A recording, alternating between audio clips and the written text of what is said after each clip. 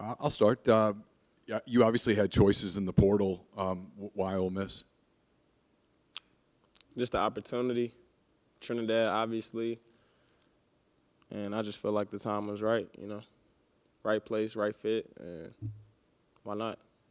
I asked Blake this a minute ago too. I'm curious with you as well. Pete Golding was talking about when he gets players that have been to other places before. One of the things he wants to know is how much they love football. He said you're one of those guys. When you hear the loves football, what does that mean to you?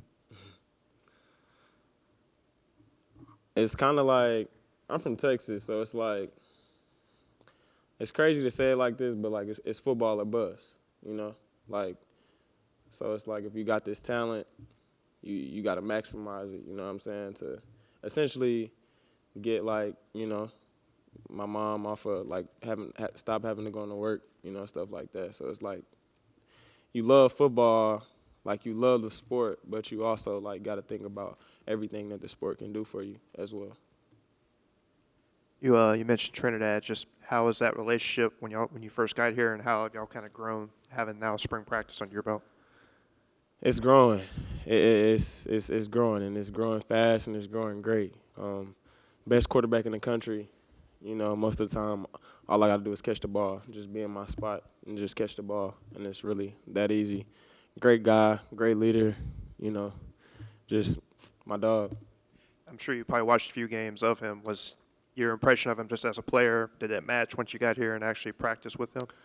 It exceeded, honestly, because, like, obviously I watched, playoffs and all of that, and I would, like, see games here and there. Like, sometimes I would even catch them, like, if I had, like, the late game and, like, they had the early game or sitting in the hotel, like, I would see, make plays and stuff. But, like, just being here and, like, being on that timing with him, and I'm actually the receiver on the receiving end, it's kind of different, and it's, like, it's for real.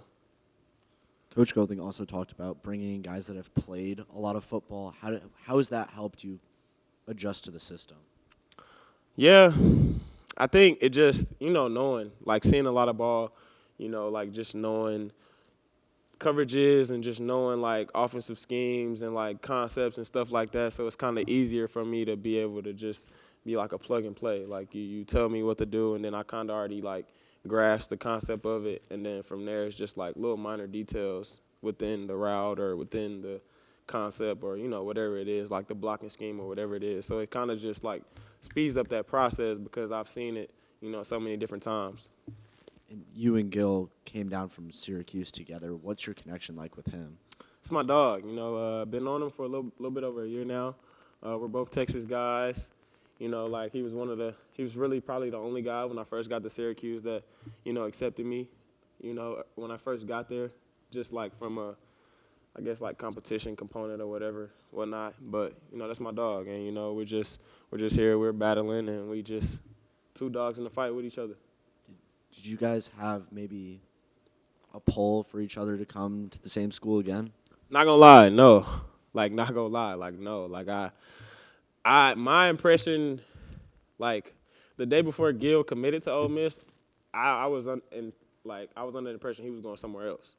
And then, like, boom, he was going to Ole Miss. I said, oh, wow. And, like, I knew that I was already in talks with, the coaching staff. So I was like, they probably did that on purpose. But, yeah.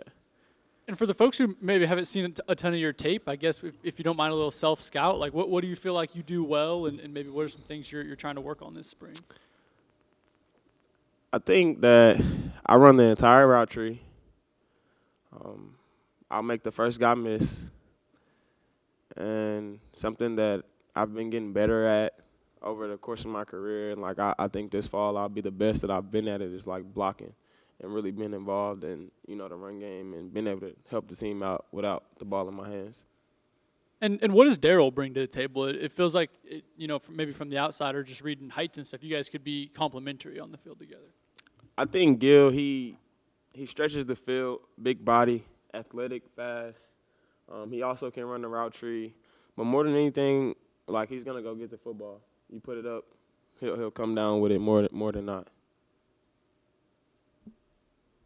Kind of a new wide receiver room here. Have you guys connected and just embraced the competition level?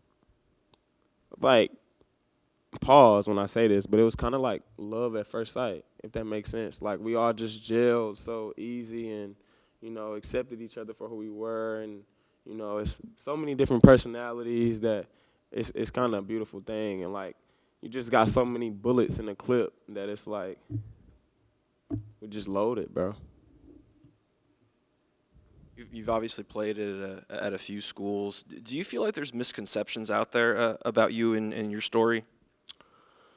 I definitely know that there's misconceptions out there about me, but at the end of the day, like, all I can do is what I can do in the current time, and just, you know, whatever impression that, like, the people who are dealing with me at the current time, like, all I can do is show them my true and authentic self, and, like, whatever they take from that is, like, whatever they take from that. Like, it's not necessarily you read something about me and you've never spoken to me or you've never, like, dealt with me. So that's different versus, like, the coaches I've been with for 3-4 months, and I come in every single day, and whether it's a good day, bad day, or indifferent, like, I'm the same guy. So, you know, it's misconceptions, but, I mean, it is what it is.